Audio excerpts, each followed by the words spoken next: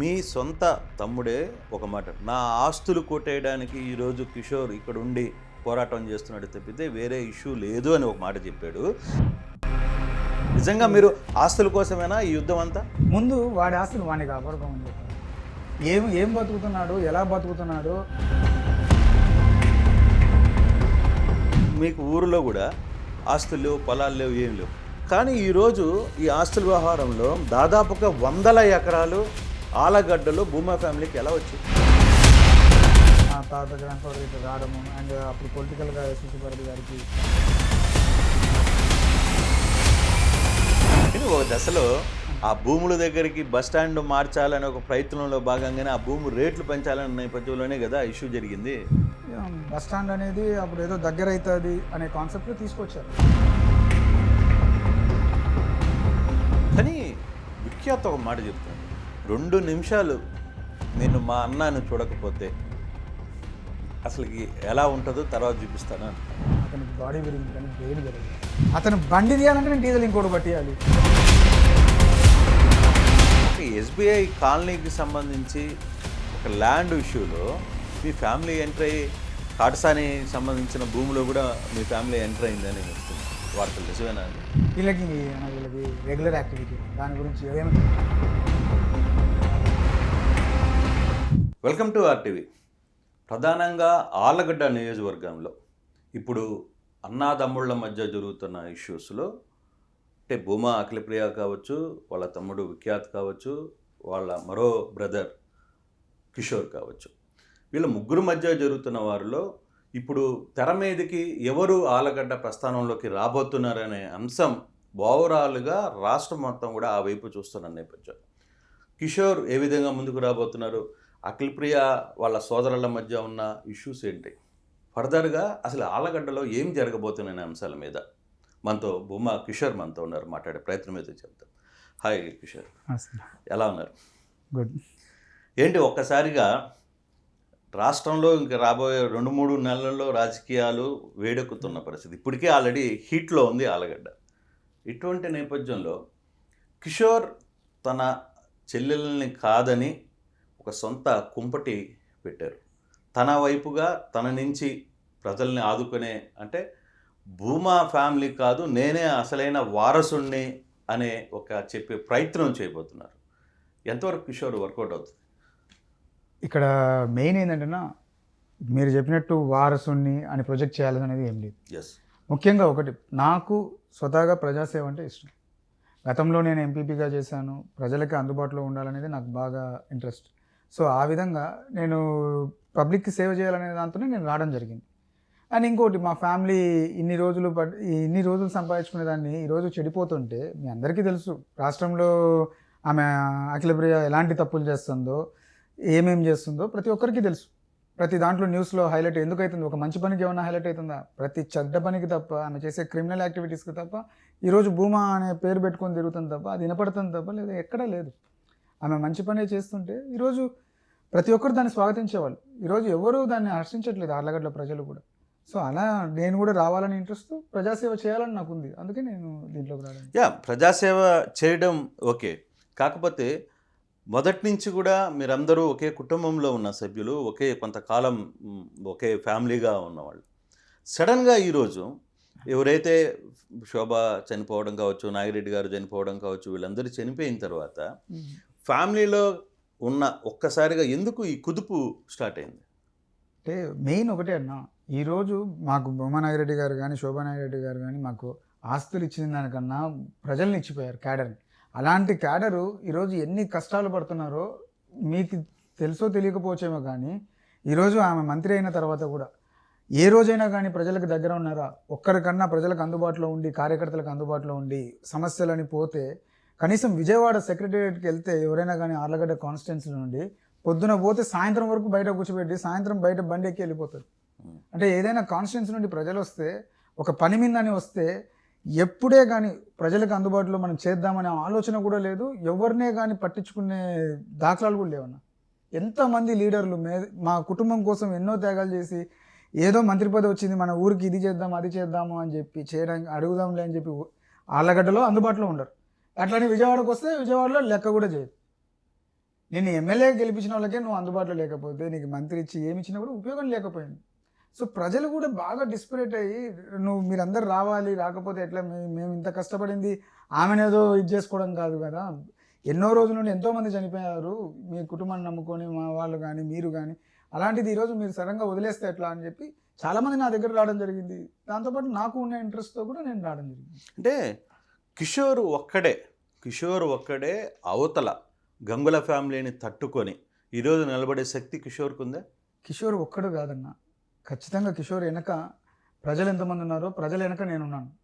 ప్రజలకి నేను I'm doing for them and public also నన్ను సపోర్ట్ చేస్తున్నారు. లేకపోతే ఊరికి కిషోర్ వచ్చి ఈ రోజు కూర్చుంటే కిషోర్ ఎప్పుడు సక్సెస్ కాడు.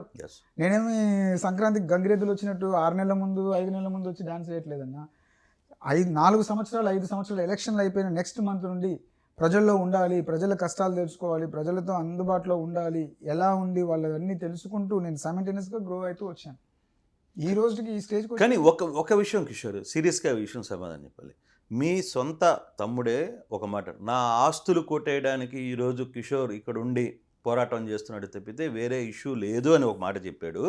రెండవది విఖ్యాతి చాలా క్లియర్గా చెప్పాడు, ఒక్క పైసా కూడా మా ఆస్తిని మీకు దక్కనివ్వను అని మీ తమ్ముడు మీ గురించి మాట్లాడుతున్న పరిస్థితి. నిజంగా మీరు ఆస్తుల కోసమేనా ఈ యుద్ధం అంతా? అన్న వాడి ఆస్తి నాకు అవసరం కూడా లేదు. నాకు మా నాన్న తరపున రావాల్సిన ఆస్తి నాకు ఉంది. నాకు అంతకన్నా వాళ్ళ ఆస్తులు ముందు వాడి ఆస్తులు వాడిని కాపాడుకోమని చెప్పాను. ఏం బతుకుతున్నాడు, ఎలా బతుకుతున్నాడు, వాళ్ళు వెనక తిరిగే వాళ్ళ గురించి ఏం చెప్తున్నారో బయట వినమనండి. అతని పరిస్థితి ఎలా ఉందో వాళ్ళే చెప్తున్నారు. డీజిల్ కూడా పట్టించుకునే స్టేజ్లోకి తీసుకొచ్చి పెట్టినారు. ఏదున్నా భార్గవరాం ఇస్తే అతను తినాలి, లేకపోతే లేని పరిస్థితిలో అతను ఉన్నాడు. అతను నా గురించి ఆలోచించడం మానేసి ముందు అతని లైఫ్ గురించి ఆలోచించుకోమనండి. అంటే బేసిక్గా అంటే ఎక్కడ అసలు మీది ఈ ఊరు కాదు, మీ ఫ్యామిలీ గురించి ఒక 2 నిమిషాలు మాట్లాడుకుంటే, భూమా ఫ్యామిలీ ఎక్కడో బయట నుంచి వచ్చి అక్కడ నిలబడి రాజకీయం స్టార్ట్ చేసింది. మీకు ఊరిలో కూడా ఆస్తులు లేవు, పొలాలు లేవు, ఏం లేవు. కానీ ఈరోజు ఈ ఆస్తుల వ్యవహారంలో దాదాపుగా 100 ఎకరాలు ఆలగడ్డలో భూమా ఫ్యామిలీకి ఎలా వచ్చాయి? ఈరోజు మాది పక్క కాన్స్టిట్యున్సీ కోయిలకుంట్ల.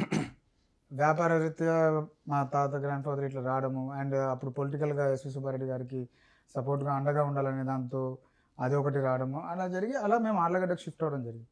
మా నాన్న, పెదనాన్న అందరూ గ్రాండ్ ఫాదర్ వీళ్ళు ముగ్గురు కలిసి అన్నీ చూసేవాళ్ళు. మా నాన్న మొత్తం ఆర్ఎక్ బిజినెస్ కానీ, కొంచెం సినిమా బిజినెస్ కానీ, కొన్ని పొలాలు అవి ఇవి కొనడం చేస్తుండేవాళ్ళు. అంటే గ్రో సైమల్టేనియస్గా ఏమేమి చేయాలో మా ఫ్యామిలీలో వాళ్ళు ఉన్నారు అప్పటి వరకు. తర్వాత ఇప్పుడు మాకు ఉండేది 100 ఎకరాలు మేమేమి ఎక్కడ చెప్పట్లేదు. మాకుండేది ఇప్పుడు నాకే ఉంది ఒక 6 ఎకరాలు 7 ఎకరాల పొలం, అంతకన్నా 100 ఎకరాలు మాకైతే లేవు.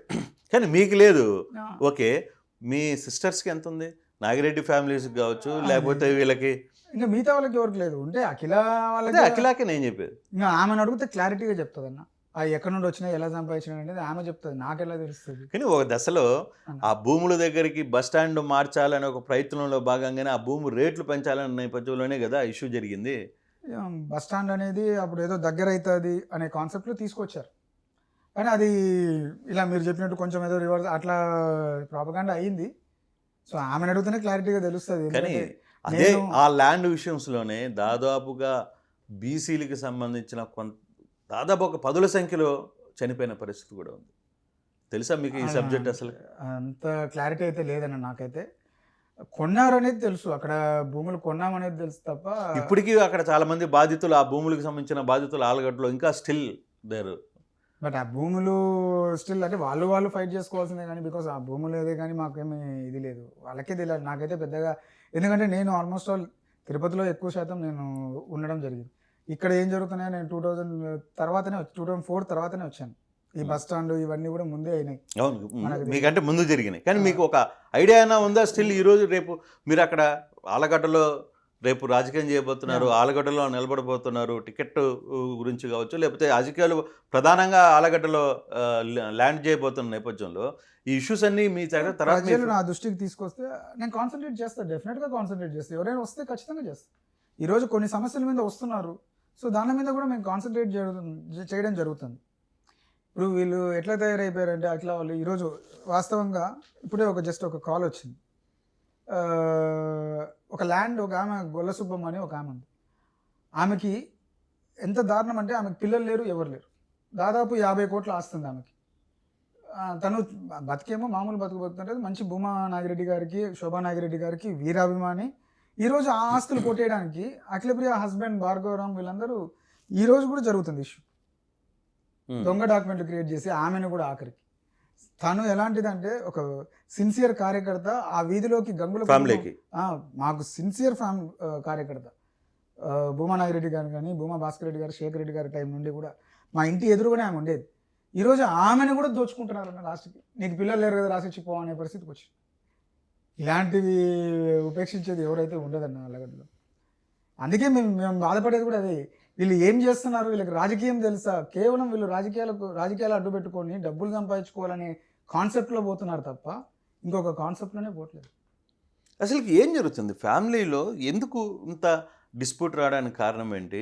అంటే భూమా నాగిరెడ్డి వ్యవహారం కావచ్చు, చివరికి మీరు కూడా ఈ మధ్య నేను చాలా ప్రెస్ మీట్లో చూస్తున్నాను, భూమా అఖిలప్రియ అని, మద్దూరు అఖిలప్రియ అని చెప్పి పిలవడం, తర్వాత దానికి కౌంటర్లుగా వాళ్ళు ఇవ్వడం. అంటే ఎందుకు మీరు భూమా అంటే మీకు ఎక్కడో మీ సిస్టర్ మీద కొంత యావగింపు ఉందా, లేకపోతే బాధ ఉందా, లేకపోతే ఎందుకు వీళ్ళు ఇట్లా తయారైపోతారని ఒక మనసులో ఇదేమన్నా ఒక చిన్న ఇది ఫీల్ ఉందా అన్న? ఒకటి భూమా, ఇంకోటి ఏంటంటే బేసిక్గా పెళ్ళి అయిపోయిన తర్వాత అతని హస్బెండ్ని తీసుకొచ్చి ఇక్కడ పెట్టుకొని ఆమె ఏదో ల్యాండ్ దందాలు బెదిరించుకుంటూ ఏదైనా డబ్బులు సంపాదించుకుందామని ఆర్లగడ్డలో కూర్చుంది. అది మాకు నచ్చట్లేదు. ప్రజలని హింసించి నువ్వేం సాధిద్దాం అనుకుంటున్నావు? అది ఆమె పర్సనల్ లైఫ్ కదా. మా ప్రజలు కదా నువ్వు మేము మాట్లాడేది ప్రజల గురించి అన్న. ఆమె మొగుడిని హింసించుకొని ఏమన్నా వాళ్ళ అత్త దగ్గర పోయి కొట్లాడుకొని లెక్కలు తీసుకుంటే మాకేం ప్రాబ్లం లేదు. ఇక్కడున్న డబ్బులు తీసుకుపోయి ఆడ లెక్కలు ఆడ హైదరాబాద్లో వాళ్ళు పెడతాంటే ప్రజల్ని హింసించి చేయడం అనేది తప్పు కదన్న కాన్సెప్ట్ అది. ఈరోజు రాజకీయం అనేది మా కుటుంబానికి ప్రజాసేవ చేయడం వల్లనే వచ్చింది. నాగిరెడ్డి గారు కానీ, శోభా నాగిరెడ్డి గారు కానీ, ఒక్కసారి ఏ రోజైనా మీకు శోభా నాగిరెడ్డి గారు ఇలాంటి ఇష్యూస్లో ఎక్కడైనా మీకు అలిగేషన్ కనపడిందన్న? మీరు ఇన్ని సంవత్సరాలు మీరు కూడా నాకు తెలిసి మీడియాలో ఉంటారు. ఎక్కడైనా మీరు ఎవరైనా కానీ శోభా నాగిరెడ్డి గారి గురించి పల్లెత్తి మాట అనడం ఎక్కడైనా విన్నారా? వీళ్ళ గురించి రోజు మీడియాలు, అరెస్టులు, కిడ్నాపులు చూడండి అన్న. నాగిరెడ్డి గారు అమ్మిన స్థలానికే వాళ్ళని కిడ్నాప్ చేసి డాక్యుమెంట్ రాయించుకోవడానికి ట్రై చేసి మేము డబ్బులు తీసుకొచ్చినామన్న వాళ్ళ దగ్గర నుండి. నాగిరెడ్డి గారు అమ్మిన స్థలానికి, హైదరాబాద్లో స్థలానికి మీరే సాక్షి, నేనే సాక్షి. నా సంతకాలు ఉన్నాయన్న దాంట్లో. నాగిరెడ్డి గారు రిజిస్ట్రేషన్ చేసిన దాంట్లో కూడా నా సంతకాలు వాళ్ళ తరపున ఉన్న వాళ్ళ తరపున నేనే డబ్బులు తీసుకొచ్చి. ఇన్ఫ్యాక్ట్ నాకు తెలుసు, బ్రహ్మకు తెలుసు, అందరికీ తెలుసు. వాళ్ళు మాకు మంచి క్లోజ్ అసోసియేట్స్ అన్న. అడ్వకేట్స్ కూడా దాంట్లో పార్ట్నర్సే. ఓకే, కృష్ణారావు గారు, వాళ్ళ పిల్లలు హరీష్ గారు, వీళ్ళందరూ కూడా వాళ్ళంతా మంచి సొసైటీలో హైకోర్టు లాయర్స్, మంచి ఇది అనేవాళ్ళు. వాళ్ళని కిడ్నాప్ చేసి తన్ని రాయించుకోవడం అనేది ఏంటన్నది కాన్సెప్ట్. మీరు స్వాగతం. ఇట్లాంటి ఎప్పుడైనా శోభా నాగిరెడ్డి గారు రాయలసీమలో ఏ పేరున్న మంచి ఆడవాళ్ళు ఎవరైనా ఇట్లాంటి పనులు చేశారన్న? ఒక్క నాయకురాలు పేరు మీరే చెప్పండి. ఇలాంటి పేరు తెచ్చుకునే నాయకురాలు ఎవరైనా ఒక్క పేరు చెప్పండి. అంటే ఎందువల్ల ఈ పరిస్థితులకు వచ్చారు? ఎందుకు చేయాల్సి వస్తుంది? అంటే డబ్బులు, ఫాదర్స్ సంపాదించిన డబ్బులు, మీ బాబాయ్ సంపాదించిన డబ్బులు, ఇవన్నీ అయిపోయాయా? లేకపోతే అసలు ఏమీ జరగని పరిస్థితి ఉందా? తిరిగి వాళ్ళు ఆ ఫ్యాక్షన్లో అదే రౌడీజంలో చేసి మొత్తం లాక్కోవాలనే ప్రయత్నం జరుగుతుందా? ఏం జరుగుతుంది? ఫ్యాక్షనిజం అనే దాన్ని అన్న, ఇప్పుడు రౌడీజం అనేది ఎప్పుడు మా ఆర్లగడ్డలో రౌడీజం లేదు. గతంలో రౌడీజం ఉంటే దాన్ని అరికట్టడానికి భూమా వాళ్ళు ఎప్పుడైనా కానీ మేము ప్రజల తరపున నిలబడేవాళ్ళం. ఈరోజు ఎట్లయిపోయిందంటే ఈ మధుర అఖిలప్రియ ఏం చేస్తుంది, ప్రజల్ని హింసిస్తుంటే మళ్ళీ మాకు అదే రోల్ పోషించాల్సిన పరిస్థితి వస్తుంది. ప్రజల్ని కాపాడుతూనే ఉండాల్సిన పరిస్థితికి ఉంది. కాబట్టి ఈరోజు కూడా స్టిల్ బ్యాక్ ఆఫ్ దట్. ఇవి చేసేది ఇవే. ఆమె మెంటాలిటీ కరెక్ట్గా లేదు, పద్ధతి కరెక్ట్గా లేదు. ఆమెకు తోడు ఆమె హస్బెండ్, ఇద్దరు కలిసి దోచుకో, దాచుకో, పంచుకో అనేటట్టు ఉన్నారు తప్ప ఇంకా వేరే ఆలోచనే లేదు వాళ్ళు. ఎక్కడ రాజకీయం గురించి ఆలోచిస్తున్నారన్న? ఎవరున్నారన్న రాజకీయ నాయకులు? అంటే ప్రజల్ని పట్టించుకోవట్లేదు అంటారు మీరు? ప్రజల్ని పట్టించుకోకపోతే పర్లేదన్న, ప్రజల్ని హింసిస్తున్నారు. అది కదా మా బాధ. ప్రజల్ని పట్టించుకోకపోతే నీ మాన నువ్వు పోతుంటే పోయినా ఇంకొకటి వస్తాడులే అనుకుంటాం. ప్రజల్ని ఈమె హింసిస్తుంది. ఎందుకు? ఒకటి రెహమాన్ అని ఒకటి ఇష్యూ జరిగింది ఆలగడ్డలో. 1,30,00,000 ఇంట్లోకి పిలిచి తన్ని డబ్బులు లాక్కుంటే ఒక ముస్లిం అతని దగ్గర ఎంత దారుణం ఉన్నది సిచ్యువేషన్. అసలు వాడు కంప్లైంట్ ఇవ్వాలన్నా కూడా భయపడే పరిస్థితికి వచ్చినాం. చంపుతాము విచ్చలవిడిగా వీళ్ళు మాట్లాడిన పరిస్థితి.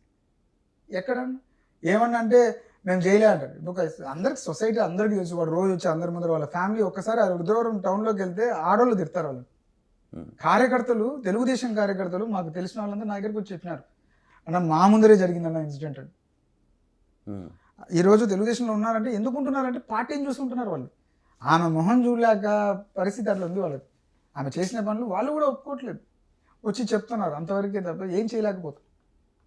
కానీ పార్టీ వాళ్ళ సైడే నిలుస్తోందిగా ఈరోజు. పార్టీ అది వాళ్ళ ఇష్టం లేనా, మేము బికాజ్ పార్టీ గురించి నేను మాట్లాడట్లే. అక్కడ ఇప్పుడు పార్టీ అనేది స్టాండ్ తీసుకుంటారని నేను అనుకుంటాను. బికాజ్ చంద్రబాబు నాయుడు గారు ఇలాంటి పనులు చేసే వాళ్ళకి టికెట్ ఇస్తారంటే నేనైతే నమ్మను.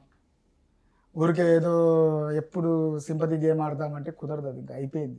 ప్రజలకి ఇంత ధరని ఆయన చూస్తూనే ఉన్నారు, ఏవి సుబ్బారెడ్డిని కొట్టడం కానీ, రౌడీజాలు కానీ, ఏంది ఇదని. కానీ తల్లిదండ్రులు లేరు, పిల్లలు అండగా నిలబడ ఉండాల్సిన కిషోర్ ఈరోజు వాళ్ళకే అగైనెస్ట్గా మాట్లాడుతున్నాడు. ఫ్యామిలీలో తల్లిదండ్రులు లేరు, ఇద్దరినీ కోల్పోయారు, చిన్నపిల్లలు, వాళ్ళని అండగా ఉండాల్సిన కిషోర్ ఈరోజు ఎందుకు వాళ్ళకి అగైనెస్ట్గా పోవాల్సిన పరిస్థితి ఎందుకు వచ్చింది? నేను ఒకటి చెప్తానన్నా, వాళ్ళు నేను ఇంకా ఆ సింపతి కార్డు వాళ్ళకి వాడుతూనే ఉన్నారు. నాకు అర్థం కావట్లేదు, వాళ్ళు ఏమైనా చిన్న పిల్లలు అన్నా, ఏం 2 పెళ్ళిళ్ళు చేసుకున్నారు, అన్నీ తెలుసు, వాళ్ళకి లైఫ్ ఎలా లీడ్ చేయాలో తెలుసు, ఏమి తెలియదు అన్న వాళ్ళకి. పిల్లలు, ఆమెకే పిల్లలు పుట్టారు, ఇంకా తల్లిదండ్రులు లేరు అని ఇంకా ఆమెను ఇంకా ఎందుకంటారన్నది. ఆమెకే పిల్లోడు ఉన్నాడు, 40 ఏళ్ళు వచ్చినాయి, ఇంకా ఆమెకి ఏం తెలియదు అన్న. ఇంకా నాకే ఒక్కోసారి నవ్వు వస్తుంది, తల్లిదండ్రులు లేరు పిల్లలు అంటే ఏదో చిన్న పిల్లలు, 10 ఏళ్ళ పిల్లలకో 15 ఏళ్ళ పిల్లలకో, లేకపోతే 25 ఏళ్ళ పిల్లోడికి తల్లిదండ్రులు లేనంటే వేరు. ఈమె లీడ్ చేస్తుంది, ఇంకా ఈమెది 40 ఏళ్ళు వస్తున్నాయి, ఇంకా ఏం కావాలన్నా ఆమెకి, ఇంకా తల్లిదండ్రులు లేరంటే కుదరదు కదా. అంటే రాజకీయాల్లో ఒక్కొక్కసారి కొంత సింపతి కూడా వర్కౌట్ అవుతుంది కదా. ఆలగడ్డలో సింపతిలు వరకు ప్రజలు పడిన కష్టాలకి ఇంకా చాలా అనుకున్నారు. ఒక సింపతితో ఒకసారి ఎమ్మెల్యేని చేసినారు, ఏమో ఆలగడ్డకు ఉపయోగపడిందన్న, ఏం చేసింది ఆలగడ్డకు? ఒకసారి ఎమ్మెల్యేగా అమ్మ చచ్చిపోతే, నాన్న చచ్చిపోతే ఎమ్మెల్యే ఇచ్చినారు, మంత్రి పదవి ఇచ్చినారు. ఇంకా ఎన్నిసార్లు ఇస్తారన్నా? ఇంకా జీవితాంతం ఏమన్నా ప్రజలు ఒకటైతే చెప్తాను చూడన్నా, తెలుగుదేశం, వైఎస్ఆర్సీపీ, ఇంకా ఏ పార్టీలో ఉన్నా కూడా ఉమ్మడి అభ్యర్థిగా అఖిలప్రియాని పెట్టినా, ఒక ఇండిపెండెంట్ ఎవరైనా వచ్చి చేసినా కూడా ఓడిపోతుంది. అంటే అటువంటి సిచ్యువేషన్కి డెఫినెట్గా ఉందన్న. 4 ఫోటోలు 4 పాంప్లెట్లు పంచుకుంటే తిరిగితే రాజకీయం వస్తారంటే నేను నమ్మను. పాంప్లెట్ రాజకీయాలు జరుగుతున్నాయి కాబట్టి ఆమె ఏం పాంప్లెట్ ఇచ్చినా కూడా ఎవరు పట్టించుకోరు, ప్రజలు తీసి ఇంట్లో పక్కన వేసేవాళ్ళే తప్ప వీళ్ళు వచ్చినారంటేనే భయపడుతున్నారు మాకెందుకని. ఆమెమో ఒక మాట చెప్తుంది, ఆలగడ్డ నాదే, నంద్యాల నాదే. వాళ్ళ బ్రదర్ని, మీ బ్రహ్మాన్ని కూడా గెలిపించుకున్న పరిస్థితి బై ఎలక్షన్లో జరిగింది. సరే, ఇవన్నీ జరిగిన తర్వాత కూడా మళ్ళీ రెండోసారి టికెట్ విషయంలో నేనే పోటీ చేస్తాను, వాళ్ళ బ్రదర్ విఖ్యాత్ అక్కడి నుంచి నేను రంగంలో ఉంటాడు, మా నాన్న మదరు అక్కడే నంద్యాల నుంచి ఉన్నారు కాబట్టి అని. సో ఏం జరిగింది ఆ ఎపిసోడ్లో కంప్లీట్గా? అసలు ఇప్పుడు మీరు ఆలగడ్డ మీద ఫోకస్, మీరంటే మీరని కాదు, ఈ అఖిలప్రియ వీళ్ళు ఆలగడ్డ మీద ఫోకస్ చేస్తున్నారా, నంద్యాల కూడా ఫోకస్ చేస్తున్నారా? ఇప్పుడు బ్రహ్మం టికెట్ లేకుండా పోయింది, వీళ్ళ పరిస్థితి అసలు ఏం జరుగుతుంది కిషోర్ అన్న? ఒరిజినల్గా చెప్పాలంటే వీళ్ళు నాశనం కోరుకునే వాళ్ళు, కుటుంబ నాశనం కోరుకునే వాళ్ళే వీళ్ళు కేవలం ఇప్పుడు బ్రహ్మానంద రెడ్డి ఎంత హార్డ్ వర్కరో అందరికీ తెలుసు, ప్రజలకు తెలుసు, చాలా సౌమ్యుడు, ఎటువంటి అలిగేషన్స్ చేయడు. ఇన్ఫ్యాక్ట్ వీళ్ళతో అసలు కంపేర్ కూడా చేయలేని పరిస్థితి. ప్రతి ఒక్కటి వీళ్ళు డబ్బుతో ముడిపెట్టేవాడు, అతను అట్లా కాదు. ప్రజలు ఎవడు వచ్చినా, కామన్ వచ్చినా కూడా అతను సేవ చేస్తుంటాడు, అతను అందుబాటులో ఉంటాడు, నిత్యం అందుబాటులో ఉంటాడన్న. నాకు తెలిసిన రాజకీయ నాయకుల్లో ఎవరైనా మండే టు ఫ్రైడే ప్రజల్లో ఉండే నాయకుడు ఎవరైనా ఉన్నాడంటే అది బ్రహ్మానంద రెడ్డి ఒక్కడే, నాకు తెలిసి అయితే మా సెగ్మెంట్. అలాంటి బ్రహ్మాని కేవలం వీళ్ళు దరిద్రం కాకపోతే అసలు ఎందుకు పోయి నంద్యాలలో వీళ్ళు చేరినారో వాళ్ళకే తెలియదు. వీళ్ళు ఏదో చేయాలంటారు, పోయి చెడగొడతారు, అక్కడ నా బ్రహ్మాన్ని నాశనం చేసేసి వీళ్ళంతకు వీళ్ళు ఏదేదో చేయాల్సినవన్నీ చేసి డబ్బు పెట్టి చేసి నెక్స్ట్ రోజు ప్యాకప్. బ్రహ్మకి టికెట్ లేదంటేనే ప్యాకప్ అయినారు. వీళ్ళు కుటుంబం గురించి ఆలోచించే వాళ్ళన్నా? ఈమె చేసే బై ఎలక్షన్ ఏమైనా బ్రహ్మానంద గెలిచారా? బ్రహ్మానంద రెడ్డి ఫాదర్ ఎమ్మెల్యేగా ఉన్నాడు, ఎన్నో సేవలు చేసినారు, వారు ఉన్న నాయకులు కానీ తెలుగుదేశం పార్టీ కానీ కష్టపడి చేస్తే గెలిచినాడు. అండ్ అతని ఇండివిజువల్గా అతనికి ఉన్న చరిష్మా కానీ అన్ని దానిలో గెలిచాడు. అతను అప్పటికే ప్రజలతో టచ్లో ఉన్నాడు, ఎందుకంటే డైరీ వ్యాపారం చూసుకుంటే అందరితో టచ్లో ఉంది. అలా అతనికి కూడా కనెక్టివిటీ ఉంది పబ్లిక్తో. అంటే బ్రహ్మానందం అంటే తన తమ్ముడు కోసం వ్యవహారం ఏమైనా జరిగిందంటారా, అనుకోవచ్చా అన్న? వాళ్ళకి బాడీ పెరిగింది కానీ బ్రెయిన్ పెరగలేదు అనుకుంటా నాకు తెలిసి. వాడికి ఏజే లేదు, ఎట్లా అన్నా వాడికి టికెట్ వచ్చేది? తెలివిందా లేదా నాకు అర్థం కాలేదు. వాళ్ళు వాంటెడ్గా చేసినారన్న, ఏజ్ లేదని వాళ్ళకి తెలుసు. అతను 2000 బాండ్ ఏందన్న అతను చేసేది 99 2000 బాండ్ అతను ఇంకా నెక్స్ట్ ఇయర్ కానీ అతనికి ఏజ్ రాదు. ఇంకా ఎప్పుడన్నా అతను ఊరికి ఇవన్నీ పబ్లిక్ని మాకు ఊరికే మోసం చేయడానికి అన్న అతని చేతిలో ఏమీ లేదు. విఖ్యాత్ అనేవాడు డమ్మీ. ఈ వాళ్ళ భార్గవరామ్ ఏం చెప్తే దానికి అంతేగా అనే పరిస్థితి వాడిది. వాడు ఏం చెప్తే అది వినాలి ఇతను, లేకపోతే ఇది ఏమీ లేదు. కానీ భార్గవ్కి కిషోర్కి ఏదైనా గ్యాప్ ఉందా? అసలు అతను నేను ఇంతవరకు అతనితో ఇలా ఒక 2 minutes కూడా మాట్లాడింది లేదు నా లైఫ్లో. అతనితో నేను ఎప్పుడు మాట్లాడింది కూడా లేదు. నాకు అతనితో ఏముందన్న, నాకు ఒకటే కాన్సెప్ట్, నా ఆర్లగడ్డ, మా ప్రజలు, మా కార్యకర్తలు. ఎంతోమంది ఇది ఊరికే రాలేదన్న మాకు రాజకీయము, ఎంతోమంది ప్రాణత్యాగాలతో వచ్చినది. ఊరికే అట్లా మేము వస్తుంటే అందరూ మనకు ఏదో పంపించింది ఏంటే కాదు. ఎన్నో కష్టాలు పడినారు భూమానాగిరెడ్డి గారు కానీ, శోభానాగిరెడ్డి గారు కానీ, మా నాన్న, మా పెదనాన్న. అసలు ఆ ఫ్రాక్షన్ టైంలో తట్టుకొని ఎవరు లేకుండా, అప్పుడు మా ఫాదర్కి శేఖర్ రెడ్డి గారికి ఇద్దరికి 27 ఏళ్ళు 28 ఏళ్ళే. ఆ టైంలో సింగిల్ హ్యాండ్తో తీసుకొని వచ్చారు. ఈరోజు రాజకీయాన్ని వీడికి వచ్చిందంటే ఆ రోజు వాళ్ళిద్దరే నాగిరెడ్డి గారు అప్పుడు ఎంత 16 years అంతే 17 years ఉన్నారు, అంతే ఉంటుంది. వీళ్ళు రాజకీయం మొదలు పెట్టినప్పుడు స్కూల్లో చెన్నైలో చదువుతున్నారు నాగిరెడ్డి గారు. ఆ స్టేజ్ నుండి ఈ స్టేజ్ వరకు వాళ్ళు తీసుకొచ్చి పెట్టినారంటే దాన్ని ఊరికే వదిలేస్తామన్నా. ఇట్లా ఒక ఆమె వీళ్ళు చెత్త పనులకి దానికి వదిలేసుకునే పరిస్థితి లేదు. కానీ కిషోర్ 2004లో ఎంపీపీ. బహుశా ఆ టైంలో మీ సిస్టరు మంత్రిగా ఉన్నట్టు, అంతేనా? అఖిల 2004లో ఏం లేదు. 2004 కాదు, 2004 ఆమె మొన్న కదా 2019. ఎస్. సో ఎంపీపీకి గెలిచిన తర్వాత నుంచి ఈ రోజు దాకా మీకు నెక్స్ట్ వేరే ఏం పొలిటికల్ స్టైల్ ఏం లేదు. అంటే పొలిటికల్లో పదవులు కావచ్చు, లేకపోతే ఇంకొకటి. కానీ ఈరోజు తర్వాత మధ్యలో ఎక్కడో మిస్ అయిపోయారు మీరు. ఆల్మోస్ట్ 14 years మీరు ఎంపీపీ తర్వాత పూర్తిగా ఆలగడ్డ దూరం అయిపోయారు. మీరు ఎక్కడో తిరుపతిలో, మళ్ళీ మీరు సడన్ గా ప్రత్యక్షమైన పరిస్థితి. సడన్ అంటే 5 years అవుతుందన్న నేను ఆలగడ్డకు వచ్చి. ఎలక్షన్ అయిపోయిన తర్వాత we are going to lose again. మా కార్యకర్తలు అందరూ కూడా అన్న ఇది ఇట్లే వదిలేస్తే మనం అయిపోతాము, భూమా కుటుంబం అనేది లేకుండా పోతుంది, మీరు రావాలంటే నేను కూడా ఏది టైం తీసుకుంటాను అట్లాంటివి ఏం లేదు. బికాస్ నాకు ఇంట్రెస్ట్ ఉంది, ప్రజలకు సేవ చేయాలని ఉంది, మా వాళ్ళ పేరు నిలబెట్టాలని ఉంది, మా కుటుంబ పేరు. అందుకే నేను వెంటనే వచ్చి ఆ రోజు నుండి డే 1 నుండి కూడా నేను ప్రతి యాక్టివిటీ చేసుకుంటా, ప్రజలతో తిరుగుకుంటా. అన్న ఎవరు ఏమనుకున్నా నేను ఒక జెండా ఎత్తుకొని తిరిగి ఈరోజు ఈ స్టేజ్కి వచ్చాను. కానీ మీరు అదే మీ సిస్టర్స్తో ఉండకుండా బీజేపీ జెండా ఎందుకు ఎత్తుకున్నారు? ప్రాబ్లమే వీలే కదన్నా. ఇంకా నాకు ప్రాబ్లమే వీలైనప్పుడు ఫ్యామిలీ కూర్చొని మాట్లాడుకోవచ్చు కదా. They are no more family అన్న. పెళ్ళి అయిపోయినాక వాళ్ళు ఎందుకు మా ఫ్యామిలీ అవుతారన్నా? ఇక మీరు అసలు వాళ్ళని బయట పెట్టేశారు, మీరు అందుకే మద్దూరి అని మాట్లాడుతున్నారా? డెఫినెట్గా ఇప్పుడు మా మిస్సెస్ ఉంది, ఆమె ఇంటి పేరు అడిగితే ఏం చెప్తుంది? భూమా అని చెప్తుంది. ఇప్పుడు బ్రహ్మానంద రెడ్డి మిస్సెస్ ఉన్నారు, ఆమె ఇంటి పేరు అడిగితే భూమా అంటారు. కాటసాని అని చెప్పారు, మా మిస్సెస్ వేరే పేరు చెప్పారు. ఎవరైనా కానీ వాళ్ళు ఎందుకంటే బికాస్ పెళ్ళైన వాళ్ళు అంతే. పెళ్ళైన తర్వాత ఎట్టైనా ఇంటి పేరు మారిపోద్ది. అది మా వాళ్ళకి ఈమెకి మారదన్న. ఈమెకి అతని పేరు మార్చినారు, ఇప్పుడు భూమా భార్గవరావు అని అతని పేరు మార్చినారు. ఓహో, ఇక్కడ మాత్రం రివర్స్ అయిందా? చాలా మంది భూమా పేర్లు వచ్చి యాడ్ అయినాయి. భూమా భార్గవరావు అని అతను అంటారు ఇప్పుడు. ఇంకా మేము ఏం చెప్పాలన్నా ఇంకా మీకు అంటే బీజేపీలో అంటే బేసిక్గా మీ గురించి కొంత ఎంక్వైరీ చేసినప్పుడు కోవిడ్ టైంలో కావచ్చు, ఈ ప్రాంతాల్లో కొంత మీరు సర్వీస్ యాక్టివిటీ చేసినట్టున్నారు.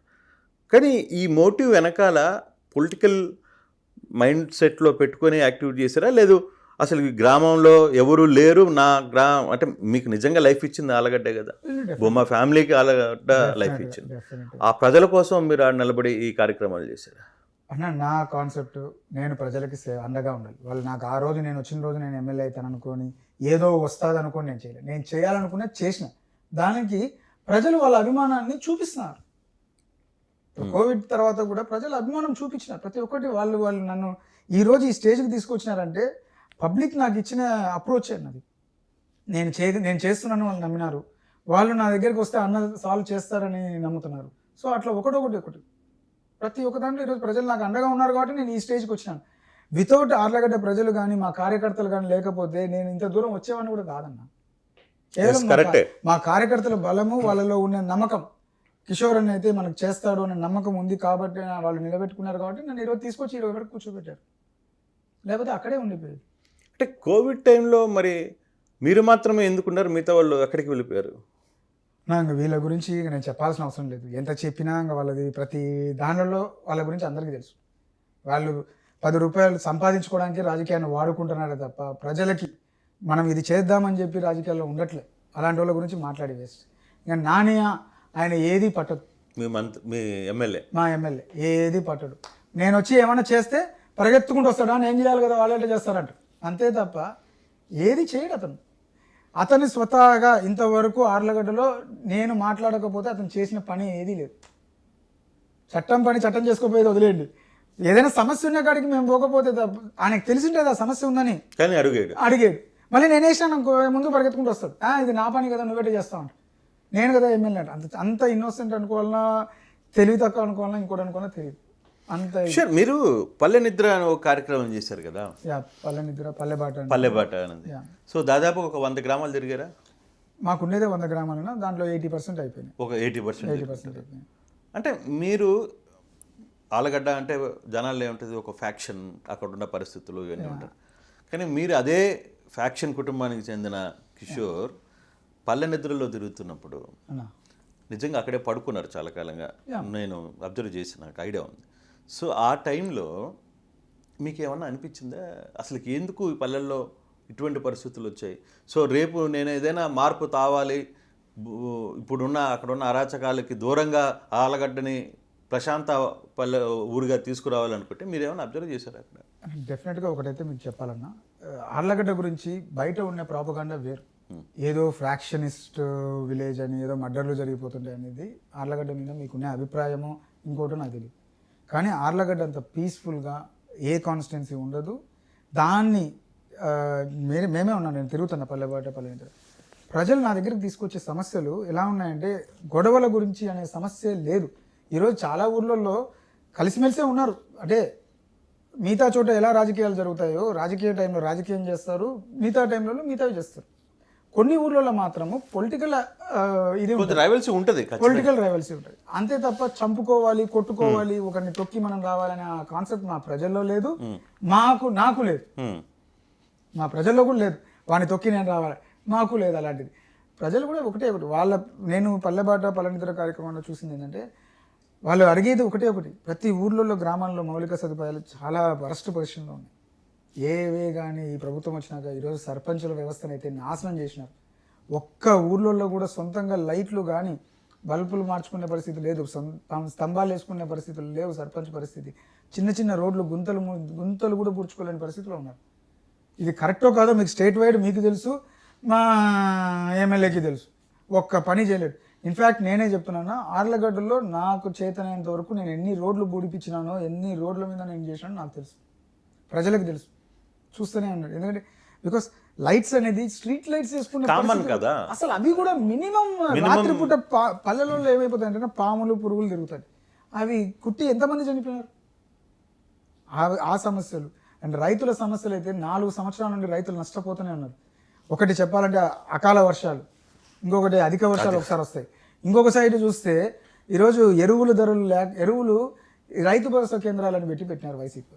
ఏం ఉపయోగపడుతున్నాయన్నా, బయట మార్కెట్లో దొరికే దానికన్నా ఇది 100 రూపాయలు ఎక్కువే ఉన్నాయి. దీనికి మళ్ళీ ఇత్తనాలు, సబ్సిడీ ఇత్తనాలు.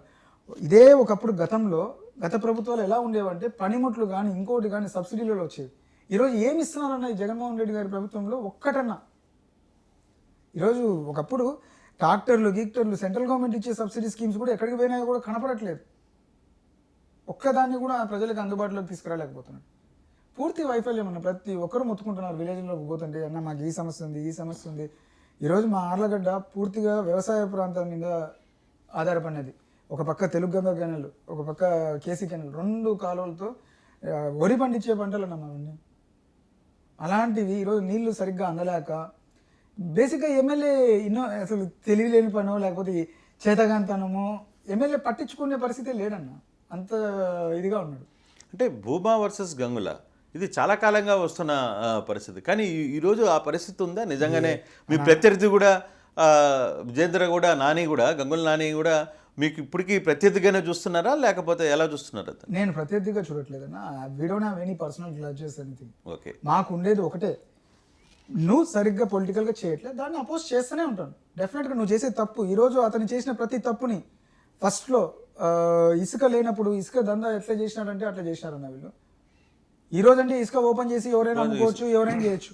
కానీ గతంలో అప్పుడు ఉండే సిస్టంలో వీళ్ళు ఎంత దోచుకున్నారో ఈ రోజు ఆయన ఎదిగినది చూస్తే మీకు అర్థమవుతుంది. అతని కరప్షన్ ఎంత అనేది చూస్తే ఈరోజు దాదాపు కోట్ల సంపాదించిన డబ్బులు. ఆయన ఎరుగుడు దినలో ఒక ప్యాలెస్ కట్టినాడు. నాకు తెలిసి తాడేపల్లి ప్యాలెస్ సరిపోతుందో లేదో తెలియదు కానీ జగన్మోహన్ రెడ్డి గారిది ఆ రేంజ్లో ఆలగడ్డలో ప్యాలెస్ కట్టాడు. సో నాని ఆ విషయంలో అలర్ట్గానే ఉన్నాడు.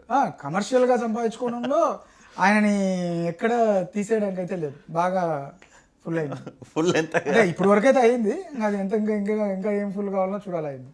సో మరి మీరేమో బీజేపీ నుంచి లైన్లో ఉన్నారు.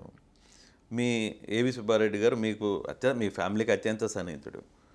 ఆయనేమో మిమ్మల్ని తెలుగుదేశంలోకి రమ్మని ఆహ్వానిస్తున్నాడు. ఏంటి ఎలా ఉండబోతుంది నెక్స్ట్ రేపు జరగబోయే?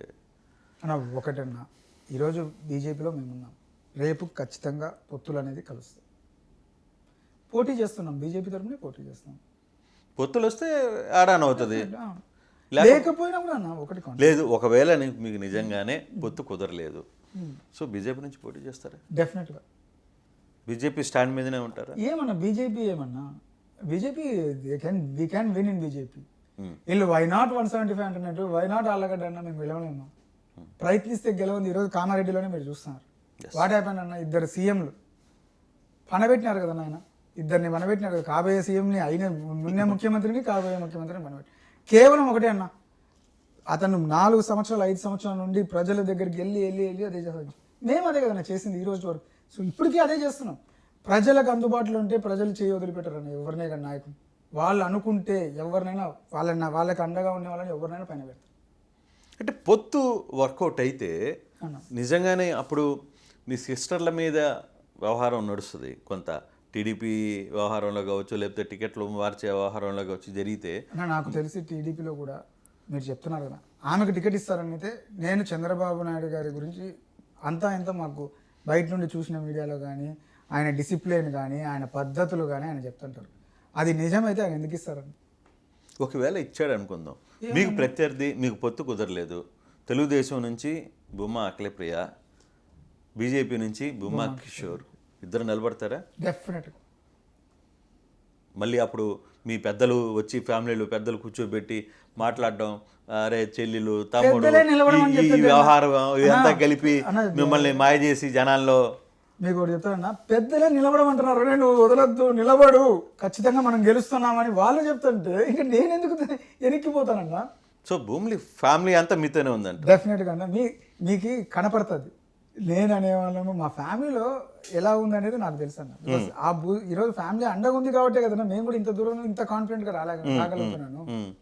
ఆమెకు వాళ్ళకి అదే లేనిది, కుటుంబమే లేదు. బ్రహ్మానంద రెడ్డితో గొడవ, ఒక పక్క నాతో గొడవ, ఇంకో పక్క అందరు అక్కగారితో గొడవ, ఇంటి ముందర ధర్నాలు చేసినారన్న ఆడపిల్లలు కూడా డబ్బులు రావాలంటే వాళ్ళకి. అంటే ఏంది, ఎందుకని డబ్బులు వ్యవహారం ఏం జరుగుతుంది? అప్పులు తీసుకున్నారన్న, తీసుకొని మీ ఫ్యామిలీలోనే అందరు సిస్టర్స్తోనే ఓకే తీసుకొని ఈరోజు వాళ్ళని ఇబ్బంది పెట్టుకుంటా, వాళ్ళకి ఇంకా ఒక్కరికి కూడా 1 రూపాయి కట్టండి. మా నాన్న చేసినాడు, మా నాన్న రూపాయి అంటారు. మళ్ళీ వీళ్ళు వారసుల సిగ్గులేని, నాకు తెలిసినైతే నేను ఆ మాట మాట్లాడకూడదు కానీ వారసులు నేనైతే I don't believe in that concept. కానీ వీళ్ళు ఎప్పుడు వారసులు పైగా ఆర్లగడ్ల కార్యకర్తలకు ఏం చెప్తారంటే, మా నాన్న చచ్చిపోయేటప్పుడు నాకు చెప్పిపోయినాడు వారసురాలు ఈమె అని చెప్పి చెప్పండి అని చెప్పి కార్యకర్తలతో చెప్పిస్తారు సిగ్గు లేకుండా. అది ఎట్లా నేను ఎక్కడ వినలేదు.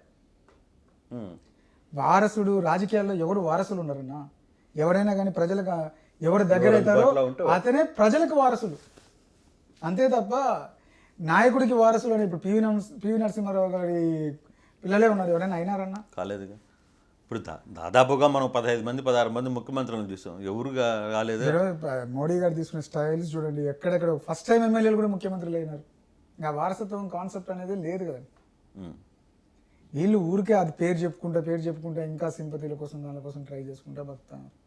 పబ్లిక్ డిసైడెడ్ అన్న ఓటు వేయాలి కిషోర్ రెడ్డికి అనేది, ఇంకా వీళ్ళు ఎవరు ఆపగలుగుతారని.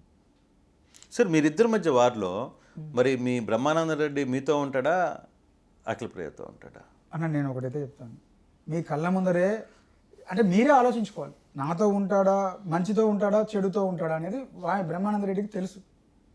అది ఆయన డిసైడ్ చేసుకోవాలి. మంచితో ఉంటాడా చెడుతో ఉంటాడా అంటే బ్రహ్మానంద రెడ్డి ఎప్పుడైనా మంచి వైపే నిలబడతాడు. అది ఆయన వ్యవహార మొదటి శైలి నుంచి కూడా అదే. అదే.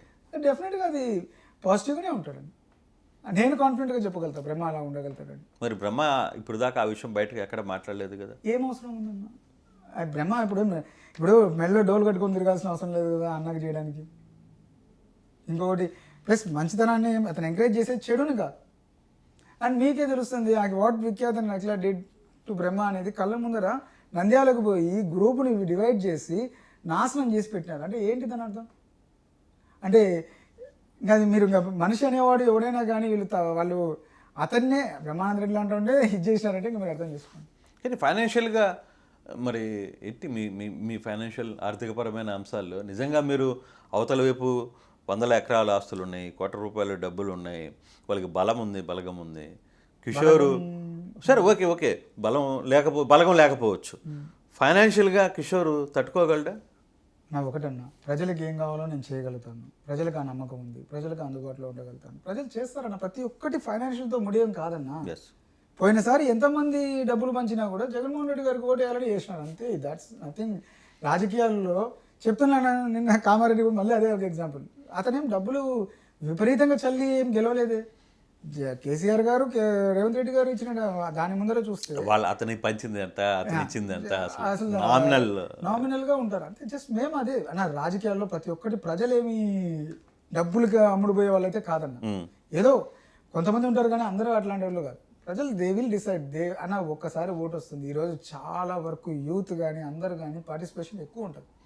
30% కొత్త ఓటర్స్ వస్తున్నారు. వాళ్ళందరూ కూడా ఈ 2,000కి 3,000కి పడిపోతారని మీరు అనుకుంటున్నారని? డెఫినెట్గా వాళ్ళు ప్రజలకి ఎలా ఎన్నుకోవాలో వాళ్ళ నాయకుని వాళ్ళే అనుకుంటారు.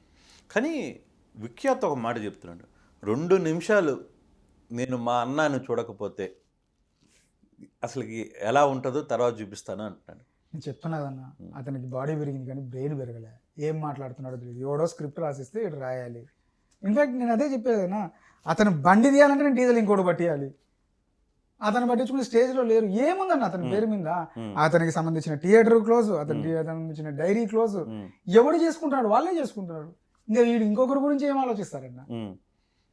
అంటే రాజకీయ వారసత్వం అనేది భూమా నాగిరెడ్డి దగ్గర నుంచి వస్తున్న నా వారసత్వంలో కిషోర్ బలవంతంగా వాళ్ళ దగ్గర నుంచి లాక్కునే ప్రయత్నం చేస్తున్నాడు అంటే నేనేం వాళ్ళ రాజకీయ ట్యాగ్ని లాక్కోవట్లేదన్నా. నేను ప్రజల దగ్గరికి వెళ్తున్నా, ప్రజలు నాకు ఇస్తున్నారు, నేను ప్రజలకు చేస్తున్నాను అంతే తప్ప ఇక్కడ ఏమీ లేదు. వాళ్ళు ఏదో అనుకుంటుంటారు నేను లాక్కుంటా అన్న. లాక్కోవడానికి ఇది ఏమన్నా చాక్లెట్ అన్నా? రాజకీయం అనేది ఎవ్వరు లాక్కుంటే రాదన్నా, లేకపోతే కష్టపడితేనే వచ్చేది. 4 సంవత్సరాలు తిరిగి ప్రజలకు అందుబాటులో ఉన్నాను కాబట్టి నాకు వస్తుంది, లేకపోతే ఎందుకు వస్తుంది అన్న? సో అదేనా మీరు నిజంగానే పబ్లిక్ నే నమ్మినాను. ఇంకా వేరేది చెత్త, నేను ఈ ట్యాగ్ భూమా తర్వాత వేరే ట్యాగ్ గంగుల ఇట్లాంటి ట్యాగులు లేకుండా భూమా అనేది నా పేరు, నా ఇంటి పేరు, నా ఇది ప్రైడ్. అది దాన్ని నేనేం వదులుకోను. That will be with me, but and simultaneously I will work for the people. People are accepting me. చూసినామన్న, అది నేను కళ్ళతో చూసి నేను నమ్మినాను ప్రజలు. కానీ ఈ మధ్యకాలంలో కూడా అంటే నాకు తెలిసి ఒక 15 రోజుల ముందు ఏదో ఆలుగడ్డ ఆహారంలో విషయంలో కావచ్చు, లేకపోతే ఒక SBI కాలనీకి సంబంధించి ఒక ల్యాండ్ ఇష్యూలో మీ ఫ్యామిలీ ఎంటర్ అయ్యి కాటసానికి సంబంధించిన భూమిలో కూడా మీ ఫ్యామిలీ ఎంటర్ అయిందని వస్తున్న వార్తలు నిజమేనా? అది ఇది నంద్యాల SBI కాలనీ సంబంధించి నేను విన్నాను. నంద్యాల అయితే సంథింగ్ గోయింగ్ ఆన్. వీళ్ళు ఏదో పోయి పక్కన వాళ్ళ స్థలాల్లో ఏళ్ళు పెడుతున్నట్టున్నారు. వీళ్ళది రెగ్యులర్ యాక్టివిటీ అన్న. దాని గురించి అవతల వ్యక్తి కూడా కాటసాని రామిరెడ్డి లాంటి ఆయన ఎమ్మెల్యే, వాళ్ళకి సంబంధించిన బలమైన వర్గం ఉంది, వాళ్ళ దగ్గర పోయి మీరు ఎందుకు వెళ్ళి పెడుతున్నారు? పోయే కాలం వస్తే ఎవరైనా అట్టే చేస్తారన్న.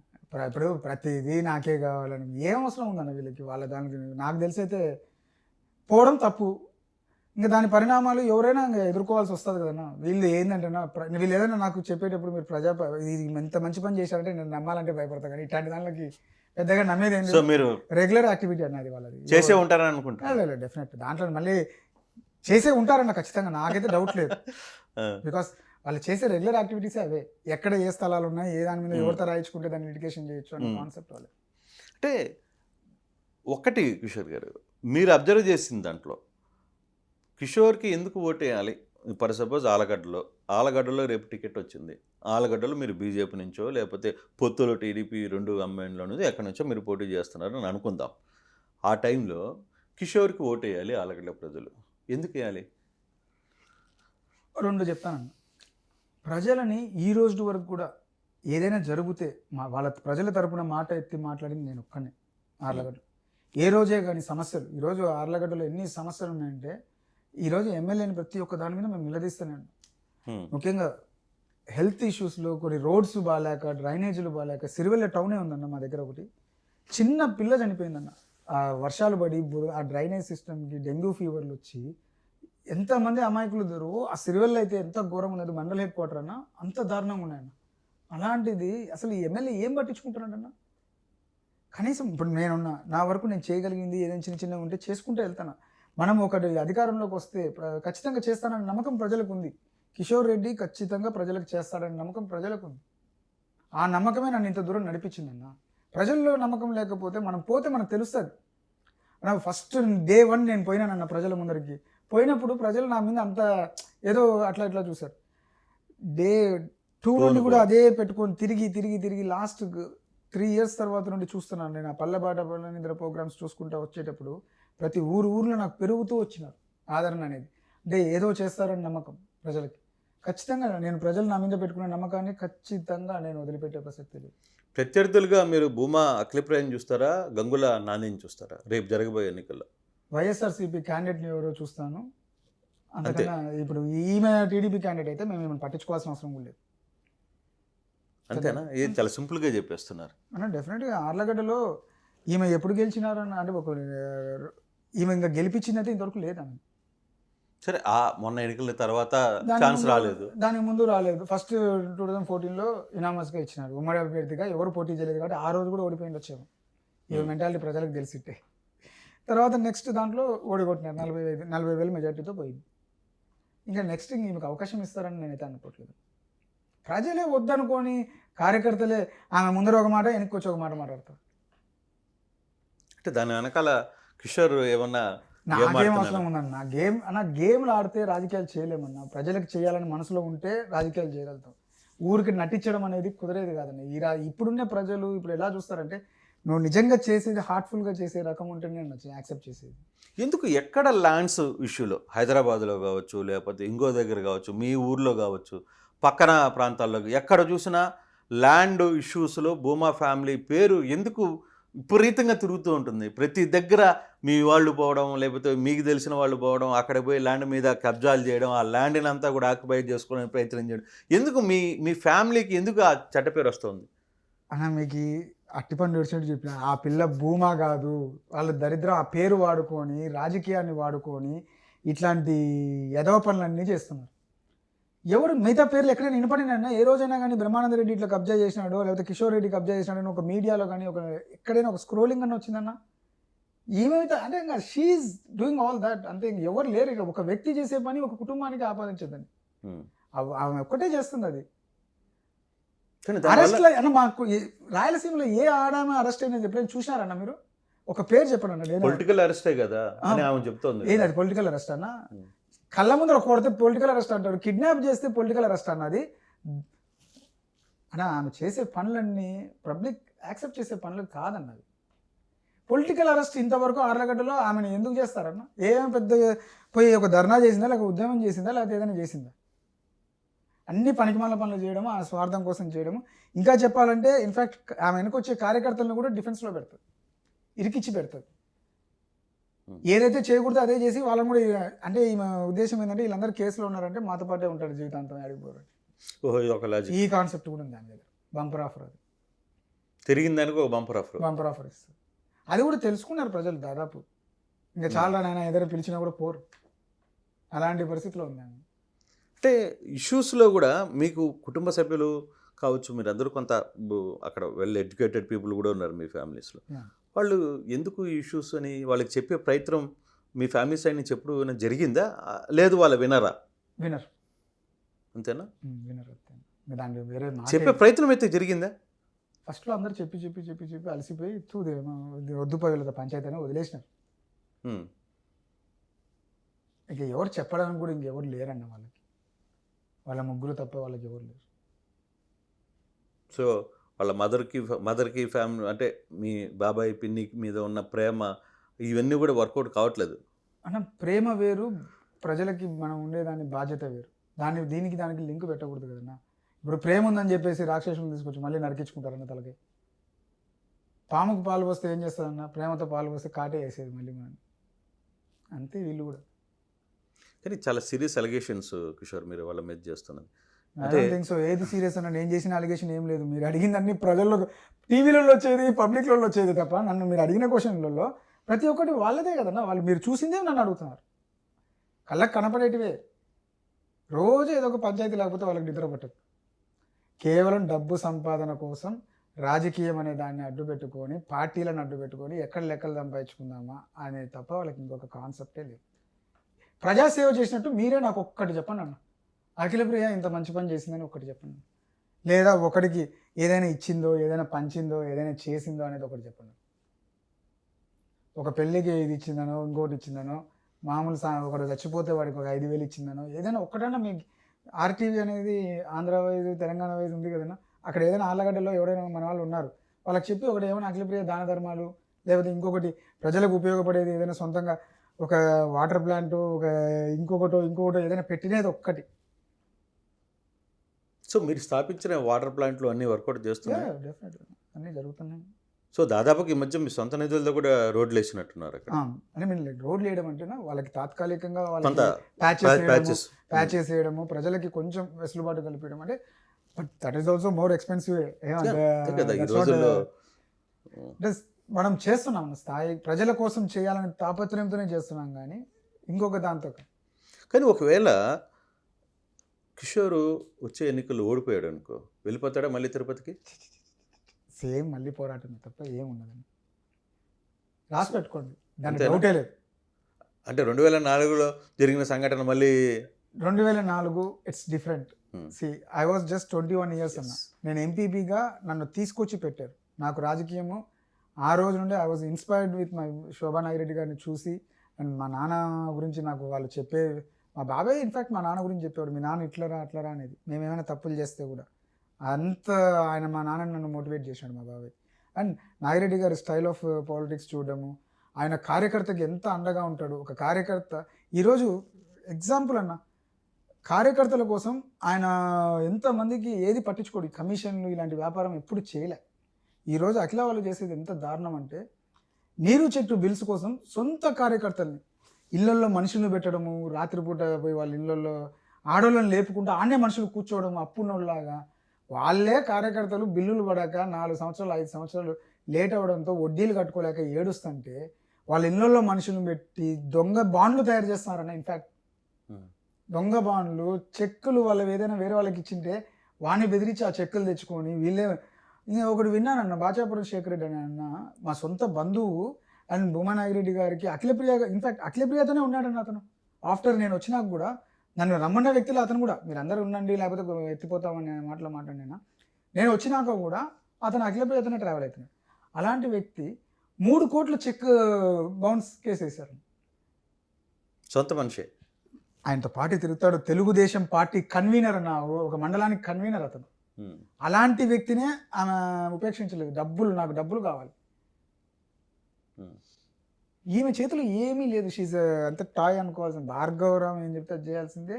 వీళ్ళ పరిస్థితి అంతే. అంటే రేపు భార్గవరామ్ ఏమన్నా దిగే పరిస్థితి ఉంటుందా ఆలగడ్డలో? దిగొచ్చేమన్నా, వీళ్ళదేముంది, వాడే అతను ఏం చేస్తే అతనిదే దిగొచ్చేమో, దాంట్లో ఏముంది. ప్రజలు యాక్సెప్ట్ చేస్తారా అక్కడ? ముందు ఇప్పుడు పార్టీ అనేది వాళ్ళని యాక్సెప్ట్ చేయాలి కదా. మన ప్రజలైతే ఎవడు చేయడన్న. ప్రజలు అసలు మళ్ళీ డిపాజిట్ అనేది కూడా తప్పు అవుతుంది, కానీ ఒక 1000 ఓట్లు పడితే గొప్ప, అంతే తప్ప నిలబడి చూడమని అన్న తప్పుంటే ఒక 1000 ఓట్లు పడతాయో లేవు నాకు డౌటే. అదే అఖిలప్రియ మోహన్ చూసి ఏమైనా 100 ఓట్లు 50 ఓట్లు వేయచ్చు అంతే. తెలియక గుద్దే వాళ్ళు ఉంటారు కొంతమంది, అట్లా ఏమైనా పడాలి.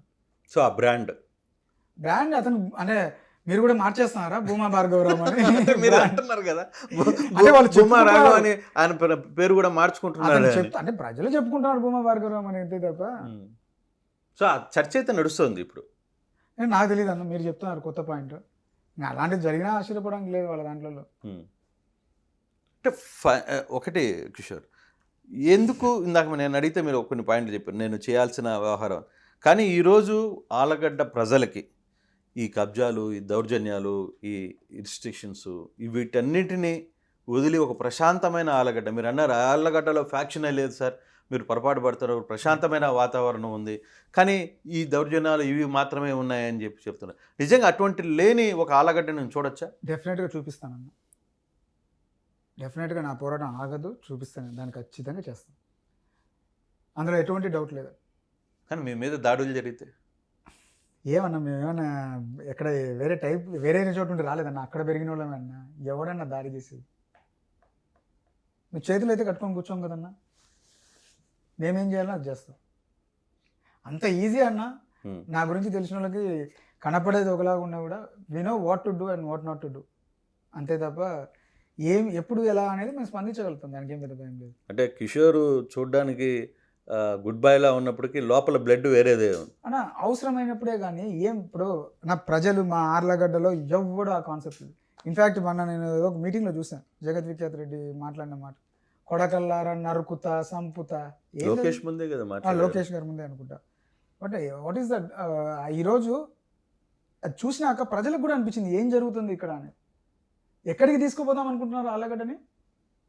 అసలు వ్యాపారాలు చేయాలంటే భయపడుతున్నారన్న ఆళ్ళగడ్డలో. ఈరోజు వైశ్యాస్ కానీ ఇంకొకరు కానీ అసలు ఒకరిని కొట్టి ఇంట్లోకి డబ్బులు లాక్కోవడం అనేది ఎంత దారుణమైన పరిస్థితి అన్న. దాన్ని నోరెత్తి మాట్లాడలేని మా ఎమ్మెల్యే ఏ దానికి పనికి వస్తాడన్న? చేతగాని దద్దమ్మ కాకపోతే ఏంటన్న అతను ఏం చేసినాడన్న? ఆళ్ళగడ్డలో అన్ని ఇష్యూస్ జరుగుతున్నాయి, ఒక్క దాని మీద హీ కాంట్ ఈవెన్ రియాక్ట్ కాలేడు.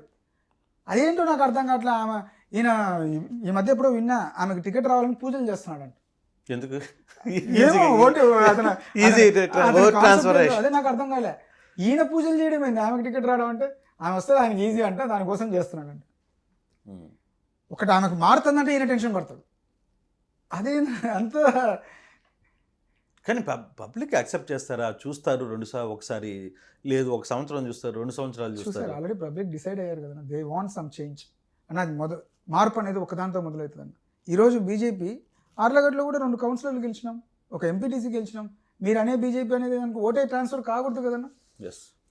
ఓటు ఎట్లా ట్రాన్స్ఫర్ అయిందన్న బీజేపీకి? సరే ఒక కౌన్సిలర్ అంటే ఏదో నేను ఉండే ఏరియాలో గెలిచాడు, ఎక్కడో ఎస్సీ కాలనీలో క్రిస్టియన్స్ ఉండే దానిలో బంపర్ మెజార్టీతో గెలిచి తీసుకొచ్చినారు. అక్కడేమైంది? పబ్లిక్ ప్రజల్ని మనల్ని నాయకుడిని నమ్మితే they won't see the symbol and they admire the symbol also. మనతో పాటు దాన్ని కూడా వాళ్ళు ఇది చేసుకుంటారు, వదిలిపెట్టారండి ఎవరైనా. నాకైతే బలమైన నమ్మకం ఉందండి, ఏదైనా బీజేపీ తరఫున ప్రజలు కూడా గెలిపిస్తారు ఆళ్ళగడ్డ.